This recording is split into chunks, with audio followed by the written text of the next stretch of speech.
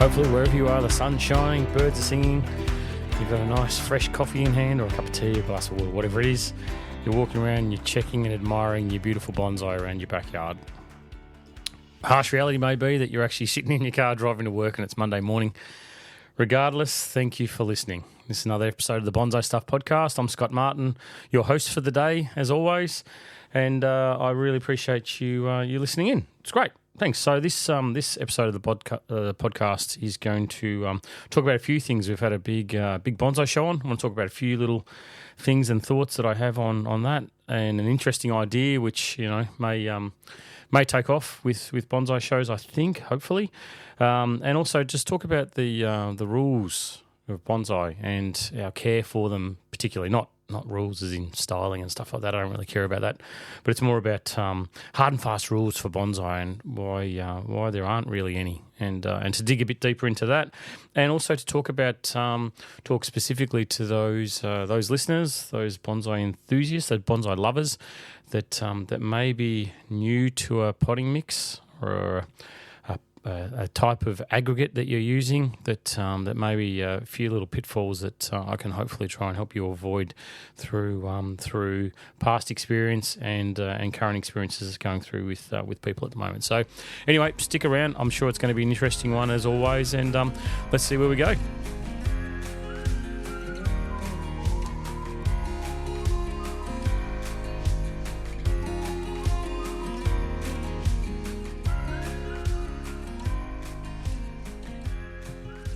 One of the things that I find interesting and intriguing about bonsai is that from an individual point of view, you can believe to your core that the way you do things is the ultimate, is the best.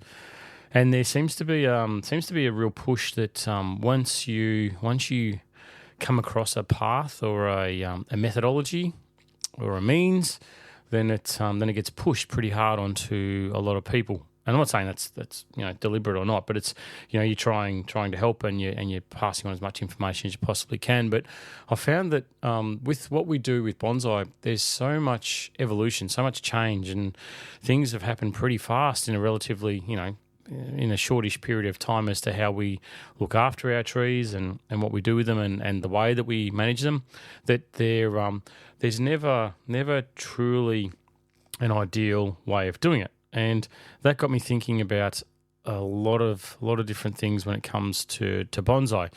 And I asked myself the question, why aren't there hard and fast rules when it comes to bonsai? Like there's always that grey area, which is what I think makes it very difficult, but it also, and this is what I'm encouraging you to think about like this, is it makes it very interesting because there's so many different parameters for what we can do and what we can change and how we do things, that there's nothing that's really set in place to say, okay, this is the only way that this can get done, because you'll talk to people and it'll vary, whether it, I don't care what it comes to, soil.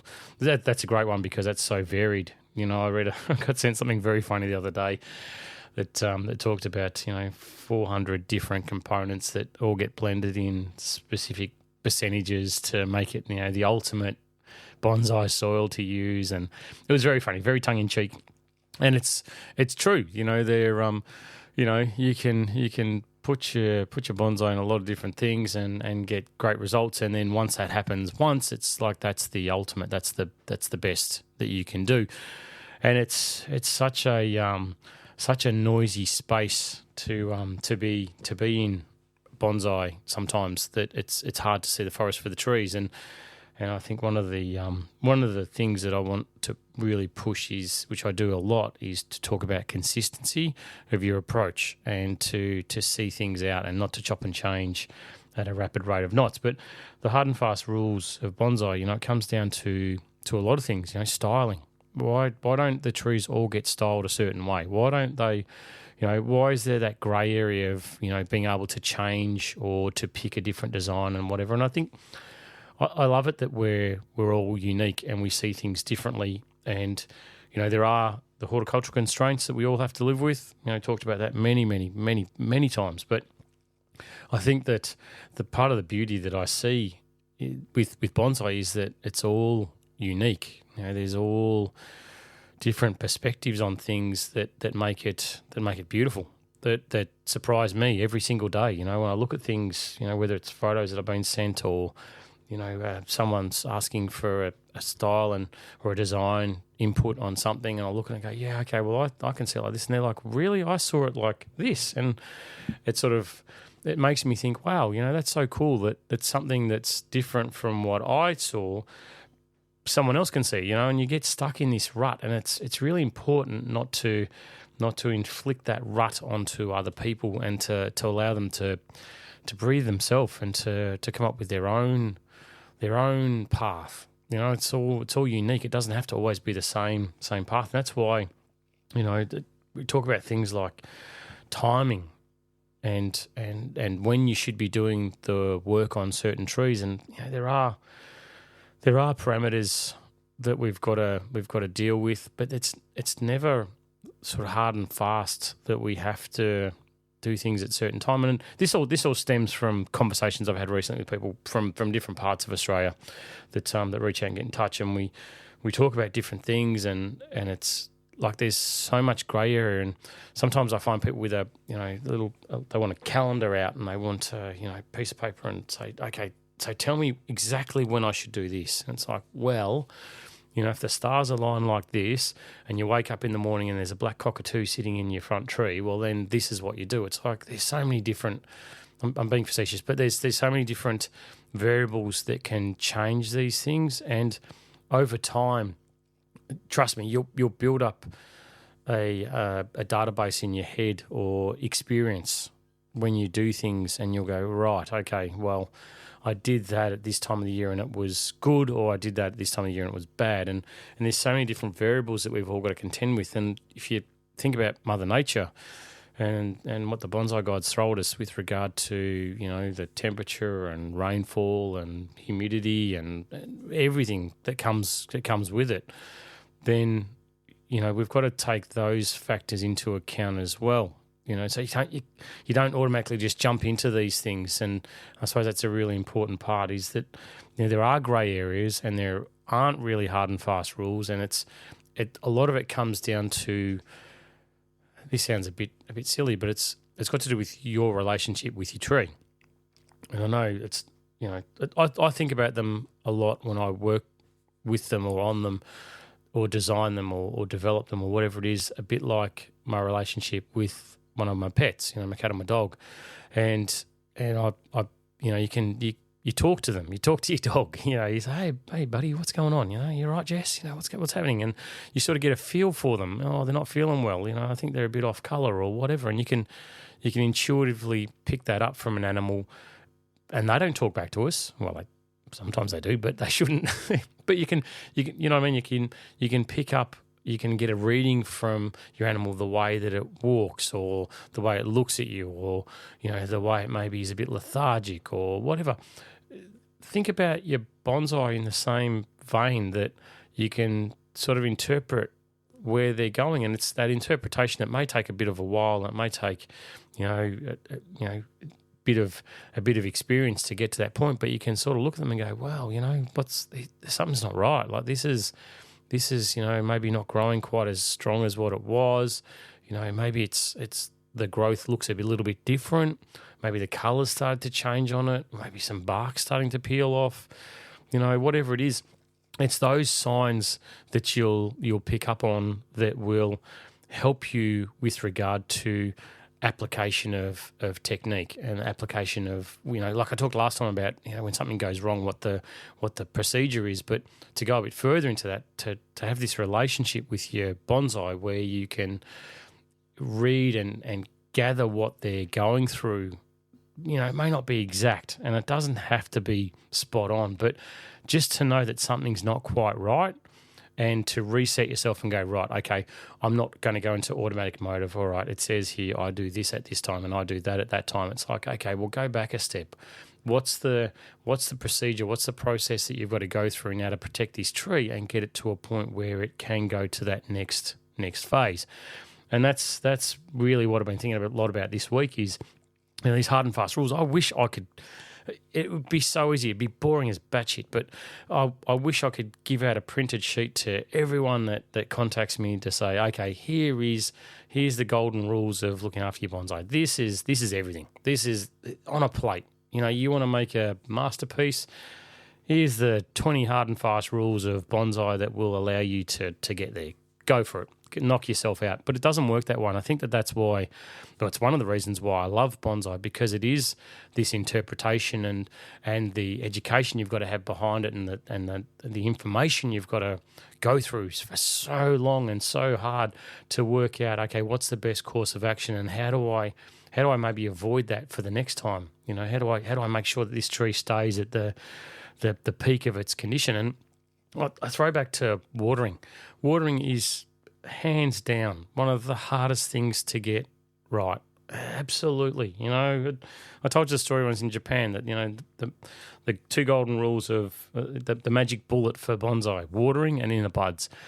I think about that every single day of my bonsai life. Every day. Even when I'm not in front of my trees, I still think about that, because they are the two drivers that if you can get those right, you will get magnificent bonsai with good technique and all the stuff that goes with it. But watering is so hard to get right. And I was walking around some bonsai people the other day, and there was something talked about the weather, and they were like, oh God, you've got to water your bonsai once a day at the moment.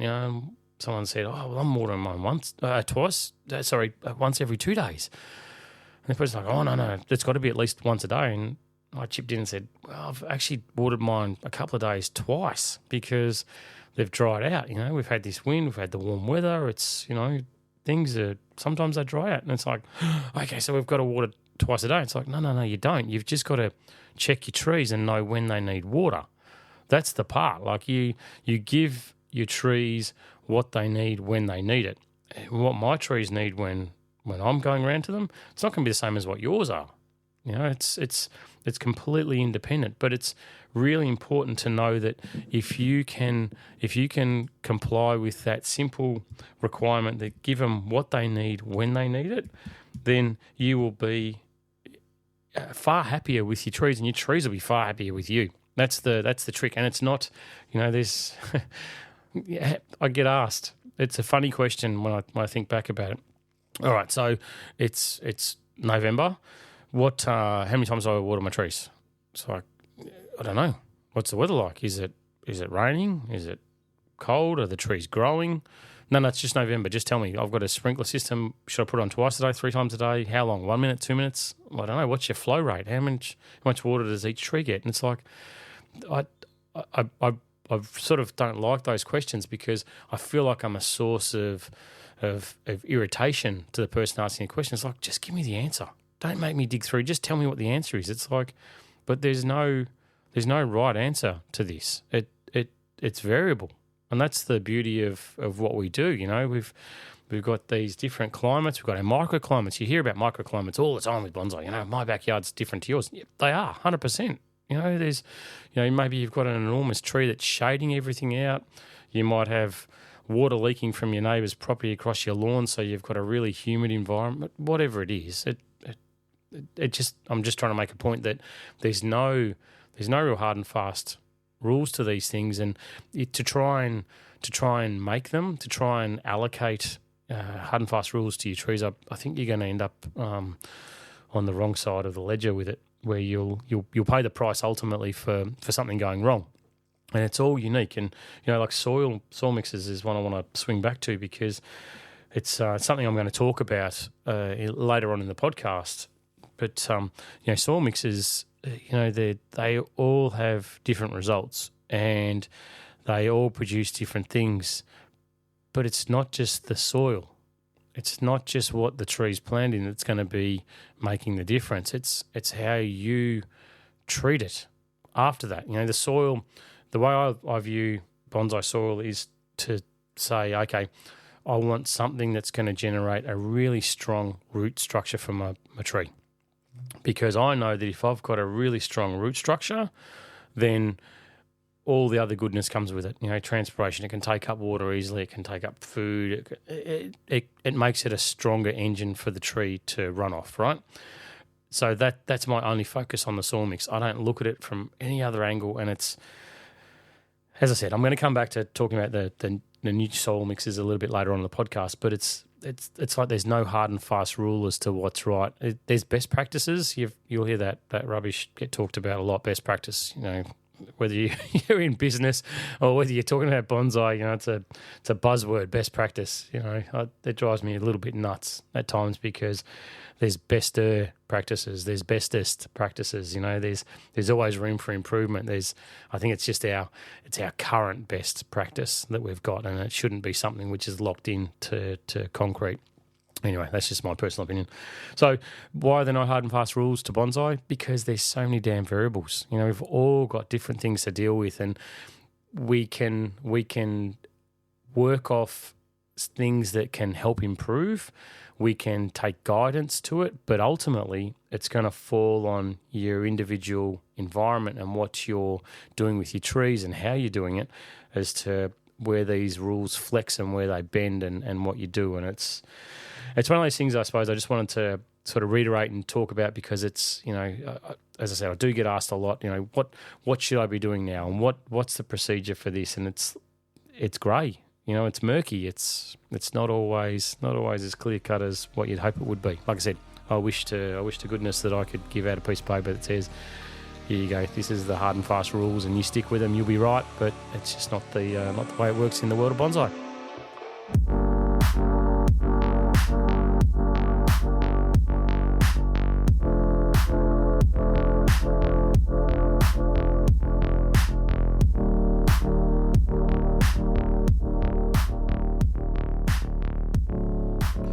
All right, I love bonsai shows. I really do. It's a confession I've got to make. I think that they can have a downside, which I don't really want to get into, which is more the political side of these events. But that's the same with anything. You can have a lot of rubbish in the background. That's fine. But when it comes down to the ultimate heart of it and what it is, it's the display of your bonsai at their peak, whatever it is at that time. It doesn't mean that they need to be perfect, but at their peak at that time for other people to see. And they may be bonsai lovers, they might be general public, they can be a little 5-year-old kid that walks through that suddenly develops a passion for bonsai because they see your tree. Because they walk in and go, oh my God, how good is that? And that lifelong passion sticks with them. And it makes their hair stand up on my arms, seriously, because that is where we should be commended. We should be, all of us, everybody listening, in one way or another, we should be the ones that are pushing bonsai to the world because, oh my God, I was having a chat with a fella just the other day about it, and, we're talking about what bonsai is, and we're on Zoom with each other, and we're talking about, what the benefits of bonsai are and what he gets out of it and whatever. And it's like, oh my God, this is so good for the world. So good. If, I just wonder what the world would look like if everybody had that love for trees and cared for them the way that we do. I don't get upset when I hear some of the ignorant views about bonsai that it's tree torture or whatever like that. It just provides me with an opportunity to clarify and just explain that there's nothing torturous about these things. It's allowing them to go on and live forever, and you put as much love into these things as you possibly can, and to have that care and concern and love for something that's not yourself. That's pretty special, and it makes you think about the world differently. I don't have to convince tree lovers that's what we all go through. But anyway, regardless of that, I just want to talk about the bonsai shows because it sort of, I've talked about the shows and stuff before, but not for a while, I don't think, on the podcast. But it sort of pushes you to a high level. It makes you do things with your trees that allow you to present them at their ultimate. Like whether it's little things like cleaning a pot. I put 3 trees on show, and I spent, I don't know how long, with a little toothbrush and a little tub of water, just scrubbing the pots before they got oiled and and put on show. And that's like, I'm happy to look at them on my podiums or on my benches and go, yeah, they look beautiful. I love them. I really, really do. There's nothing I'd change.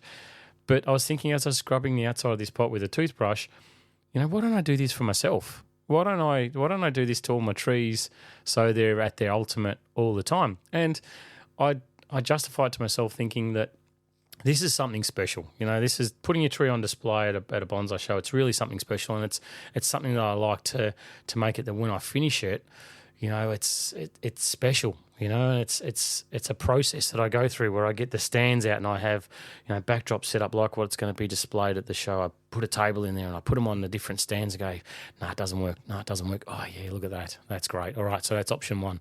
Doesn't work. Oh, that one's good too. All right, so is it option 1 or is it option 2? Which one should I go for? And so you put so much work into the background of these things to make them absolutely perfect. And even when you're like, one of them was a big trident maple. It's a beast of a thing, toothbrush, scrubbing the lower trunk, removing, a little bit of, moss buildup or whatever it is, or just cleaning it so it's a bit wider, placing moss on there, making sure that that's absolutely perfect. And then down to the final points where it's actually, not defoliation, but it's leaf removal to make it that the person that walks past to have a look at this tree sees it from a perfect height, can see the trunk in there, and I'm not joking when I say this, but that thought of that young kid walking through there and falling in love with bonsai, it drives me. So I get my tree to the height that I think it's going to be displayed at, then I get down onto my knees and I look at it from the height of a kid, of a child that's walking past, and think, what would you see? How would you see that? And I'll look at it and go, well, anyone else standing up would not see that leaf there covering that part of the trunk, but I'll just get it out of the way for you, mate. So you can see it, and hopefully you become one of the bonsai nutters like the rest of us, and we cross paths somewhere down the track, and you can say, hey, I saw your tree at that show in 2023, and I loved it. And from there, I developed this passion, and now I've gone on to do X, Y, Z in the bonsai world, and I'm making a major contribution to the bonsai world for people everywhere. And I'd be chuffed. That'd be it. That'd be my ultimate for what I want to achieve in my bonsai life. So I think that bonsai shows really push us to that level, and it's very exciting. And I've had another fellow, Mark, who listens to the podcast. Go, Mark, who's very first tree been on display, and it's awesome. I love it. Pushing yourself to that level, and you get out of your comfort zone a little bit, and I think once you've done shows once or twice, you sort of get to the point where you're doing it because you love it and because you want people to feel what you feel. You want them to experience what you experience, and showing your trees to them in a certain way, does that. And it makes you very proud of what you've done, and you put a lot of time into these things, a lot of effort and a lot of care, a lot of love goes into them. And to have that sort of bounce back, anyway. That's enough about the bonsai shows themselves. You get the gist of where I'm coming, right? So my idea with the bonsai show was, and I had this for one of my own trees. So last year, I put on display a tall Japanese white pine, and it's through my social media. You'll see it if you go back through it. Anyway, and I love it. I love that tree. I love that white pine. It's really one of my favourite trees in my yard. I say that about a lot of my trees, but it really is one of my favourites. And I was out out looking. I was actually, bit of background. I was cooking some pizzas in the oven on the barbecue, and I had some time in between. I was having a nice quiet ale as I was looking out at the back of part of my yard off a deck, and right in front of me was this Japanese white pine, and it looks magnificent. Like, it just looks beautiful. Spring's here in Melbourne. It's the buds have opened. The new buds are quite small. There's nice back budding on this thing. It just looks vibrant. It looks electric, right? And it's filled out lovely. And it's like, that would have been a tree that I really should have put on display at this show to sort of show off. And I thought, I showed it last year. I really probably shouldn't show it 2 years in a row. But I thought, and this is my idea, that wouldn't actually be really beneficial to a hell of a lot of people if the same tree got put on display in the same spot year on year on year on year. And secondary to that, the owner of the tree, or custodian of the tree at that time, could put a little note down there to say, okay, in the last 12 months, I've done this. I've wired and styled it in this month. Then I did the candle breaking in this month. Then I did fertilizing in this month. And I sprayed for the tree multiple times. I had this sort of an issue that I had to deal with. This branch died off, so then I restyled and did this.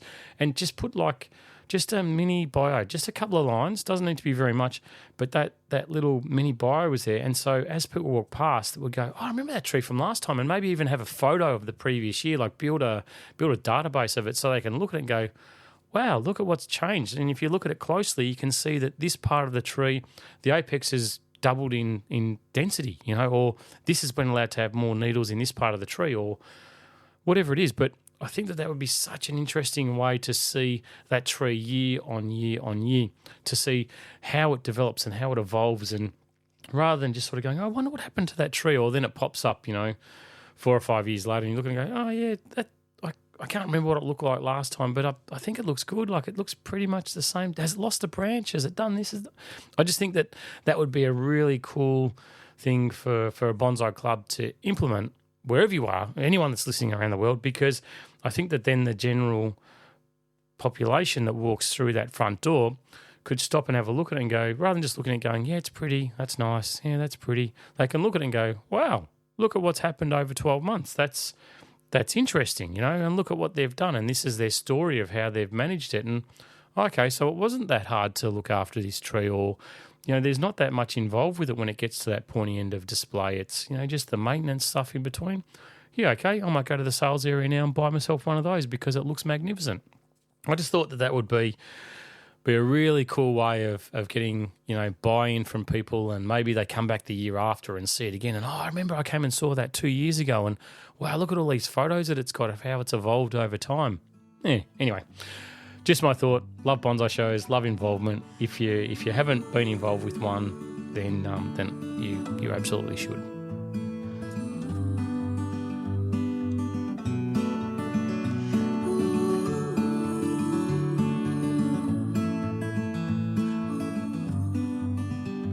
Okay, so you've been told for years, you've got to use this new soil mix. Pumice, it's the best thing. Use this, or, this is the best one. Look at my trees, they're so good. And you finally take that plunge. You finally go, yep, okay, you know what? Deep breath, I'm in. I'm going to do it. I'm going to repot my trees. I'm going to buy that magical soil mix that you talk about, and I'm going to try it out. I'm going to give it a go. Everyone says it's the best thing since bloody sliced bread, so I'm in. I'm going to have a crack at it. What the people forget that are telling you about it is that there's got to be an evolution in your care practices when you switch bonsai soils. And that evolution needs to be carefully managed, because more often than not, from my experience, when people try out a new soil, they will give it a go. So that doesn't mean that all of your bonsai, all of your trees will go into the mix at the same time. Some will dabble here, some will dabble there. And like, for instance, my own story. I go back to when I was in Japan. I, talk about soil mixes. Oh, yeah, do this, do that, whatever. Yep, cool, no worries. Go home, try it, do something a little bit different because I thought I knew better than what I was being told. And go back and we talked about it again, and they're like, yeah, well, you didn't do what we said. You sort of did something a little bit different, so give it a go. And then you go and do that and you see a result with it. But until you see the result, you're still a little bit hesitant, right? You're just not sure how to manage it. And one of the big things with a new soil mix that maybe doesn't get talked about enough is the watering habits that you've got with it.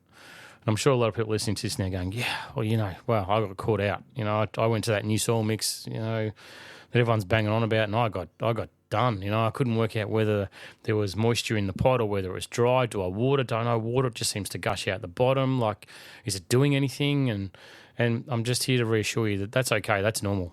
We've all been through that, and it's probably something that I should have talked about earlier, that you do get caught by surprise the first time that you switch over to a new soil mix. And you do need to adjust your habits. And this is where I talk about the daily observation of your trees. And, earlier about the hard and fast rules of bonsai and how there aren't any. There's no you definitely must do whatever. The only thing you definitely must do is make sure your tree gets what it needs when it needs. And how do you know that? You just got to observe the tree. You've got to pay attention to it. Don't just put it in the set and forget, where you chuck it back on the bench after you've repotted it into this fandangled magical soil mix, and then expect it just to be great by itself and leave it in the corner. It's like, well, no, things have to change. Like your watering habits on your trees need to be far more in tune with what the tree needs than just once a day she's right. Okay, it's November, got to go twice a day now. Yep, cool, no worries. All right, twice a day in December. All right, we're getting really hot now in January. Yeah, I might do it 2.5 times.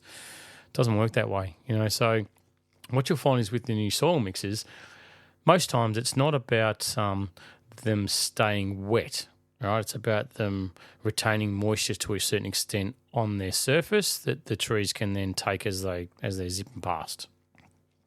And it's also about the soil-air relationship that your roots have got to have.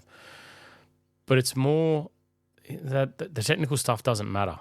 I'm sure that there's people around the world that will, get out the microscope and delve into it and help you sleep at night when you can't sleep by listening to what they've got to talk about. But the basic theory the basic approach that I follow is just to be on guard, right? And if you think about what time of the year it is for you, think about what is my tree doing? I break it down to really fundamental basics. What is my tree? Is my tree growing, or is it sleeping? Is it pushing foliage, or is it building strength? Is it doing nothing? So if you just think about that and look at your tree and get to observe and go, yeah, okay, well, look, the buds have started to move. The candles are starting to open. Well, that's indicative that the tree is then starting to grow, right? So it's starting to take up more water.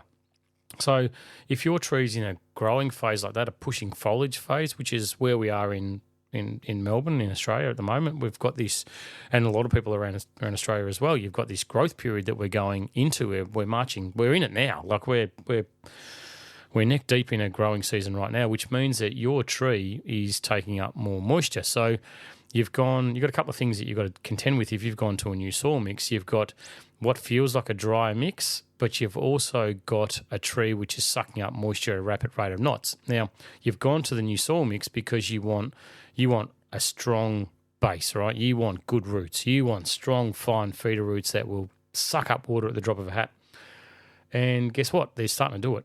The roots are starting to grow. So therefore, your watering might need to increase because your roots are starting to grow at a rapid rate through this new soil mix. And it's something which you've got to be on top of. Don't just assume that in the past you've used a heavy, dense, organic mix that stays boggy wet and you can probably water it, 3 times a week, whatever it is, because it's always wet. You put your finger in the thing and it's always wet, never dries out. Yeah, it's not the same anymore because you've changed your mix to get a certain root growth, and that's all it is. Like don't be drawn into any deep conversations. You use a certain soil mix to get really strong root system, or a strong base, so then you'll get good strong growth on top of the tree.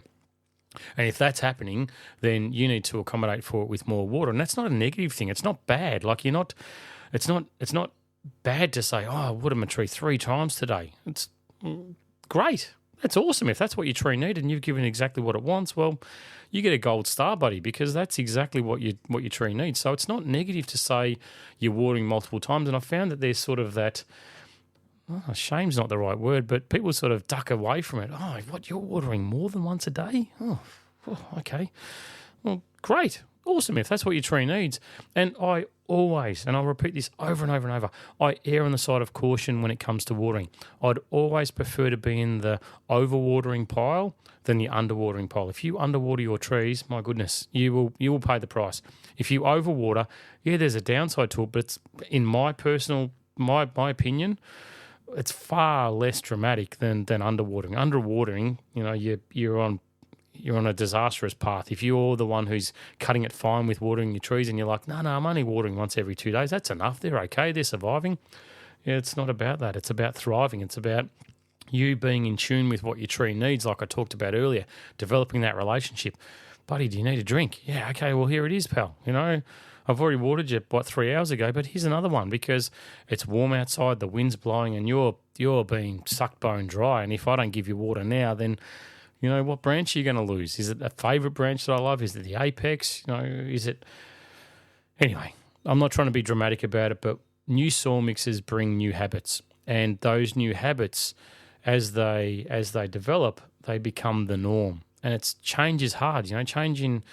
Change management is one of those things that businesses strive for, or we as human beings in general do not like change. We just don't. We become creatures of habit. We do the same thing over and over and over. And, I'm guilty of it. Everyone's guilty of it. But I think that when it comes to your bonsai, a really strong message that I want to push is just keep that open mind. Keep it where you are. You are open to possibilities. Yeah, sure, you might have the best procedures and methodologies in the world. I'm not saying that you don't, and I'm not saying that you have to change just for the sake of change, but just be open to it. Maybe there is. And when you do make the change, make sure that you roll with it and you do what's needed and you ensure that, you are focusing on what the tree needs when it needs it. It's a really simple approach. There's no hard and fast rules to this thing. There's definitely not, other than you being the person who is ultimately responsible for your bonsai's survival. It's a great responsibility. And I'm not making it overly dramatic. It is. You've got this living thing in front of you. You may look at it as a piece of art, and it's yours to manipulate and yours to bend and flex as you see fit to your will. You can be the bonsai god to that tree, but ultimately there's the responsibility side that comes with it. And choosing and changing new soil, I'm not trying to make that scary. It's 100%. My opinion is if you're using the bog standard stuff that you can get from nurseries or hardware stores or whatever it is, then that's the wrong thing. 100%, that is the wrong thing. And these pumice based mixes that I bang on about, yeah, they're the way to go. They're the future. And I think that there's all different additives you can put in there, and we're in this climate, so we do this, so we add that to whatever. Doesn't matter. The ultimate responsibility comes down to you giving your bonsai what it needs when it needs. And I don't think that all these additives that get put in there maybe make that much of a massive difference. They can. Of course they can. I'm not trying to play that down, but I think that if you just focus on giving the tree what it needs when it needs, then you'll be different. So if you are new to my point that I'm trying to make through the podcast is that if you are new to a soil mix, don't expect to keep doing the same thing and getting the results that you've had in the past. If you want better results, you want different results to what you've had in the past, and that's the reason why you've made this change, then be flexible. Make sure that you change the way that you do things. That you be open to it, and maybe reach out to whoever's giving you the recommendation that you've followed, and say, hey, look, you told me to use this soil mix. What's going on in your yard? How are things going for you, and what are you doing? Like, where are you at with things? And don't think that it's abnormal, whatever it is you're doing. It's completely normal, whatever you're dealing with. But just keep that focus in the back of your head. Someone who's watering 3 times a day might have trees which are rapidly growing. Their circumstances could be completely different from yours, where they've freshly repotted these trees. The trees are super strong and they're going berserk. Your tree might not have been repotted for a couple of years, might be on the slower side. The root system could be a little bit more jammed into the pot, the soil there. The air water transfer is maybe not as efficient as what it used to be, so therefore it's slowed down a little bit. Therefore there's a bit more water retention inside the soil mix as well.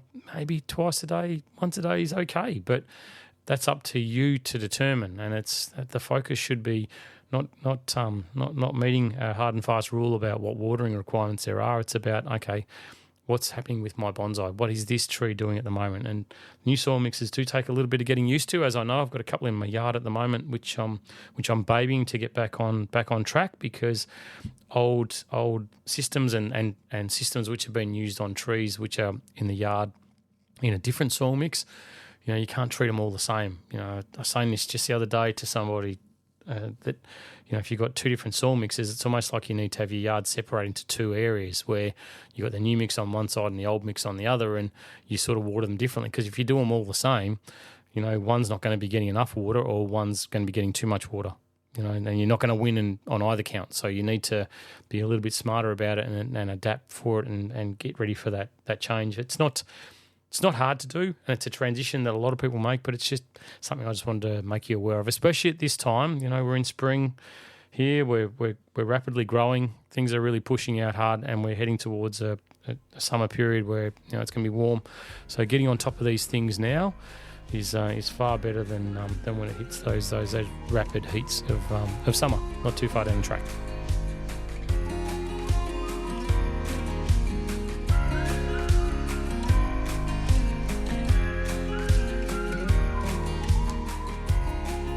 Now, I had mentioned that there's a couple of trees in my yard that I'd been keeping an eye out for, and every year they do it to me, the bloody things, where the buds open very late. Very, very late in the year, and I'd sit there and wonder, is this the year?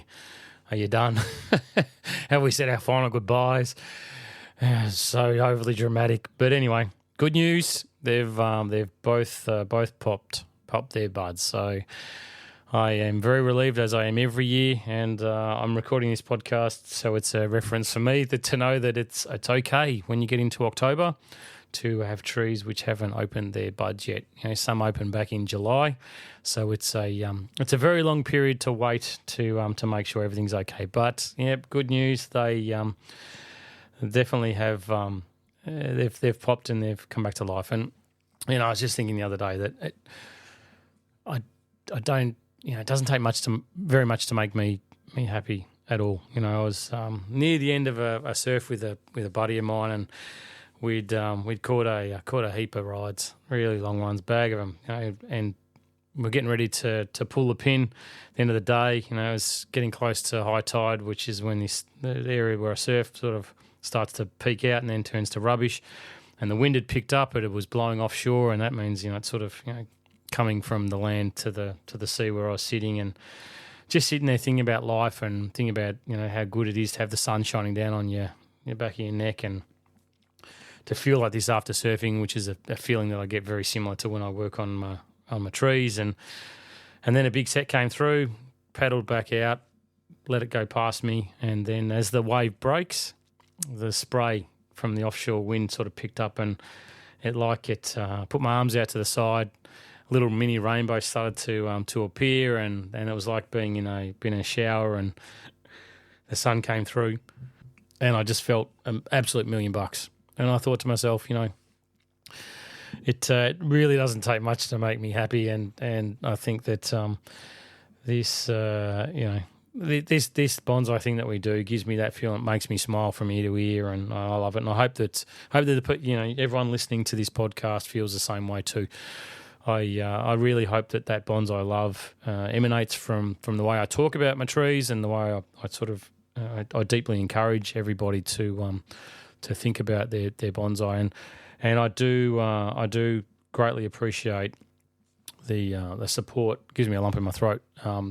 The support that I get for the podcast through the subscription. You people are really, really near and dear to me, so thank you very much.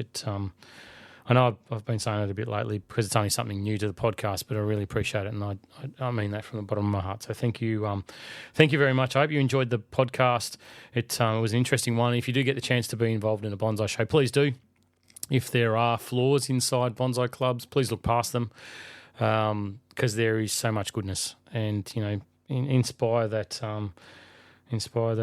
little child that walks past your tree to be the one that makes them get that love that we've got. Let's grow the world of bonsai, because if it's good for bonsai, it's good for all of us. I don't care where you are in the world or how alone you feel. It's we're all part of the same group, same tribe, same group of tree lovers, and it's pretty special. I think I'm very lucky to have come across bonsai and at an early age, and to have had that passion sort of stick with me, that little flame inside me that burns bright, and it's never going to be extinguished. I can guarantee you that. So thank you for listening. Thank you for making it through this far. Episode 35, this one was, for 2023. So They are coming thick and fast. Oh, also, for the people that talked about me filming stuff for YouTube, yep. Yeah, I love YouTube. I really do. It just takes it takes a lot.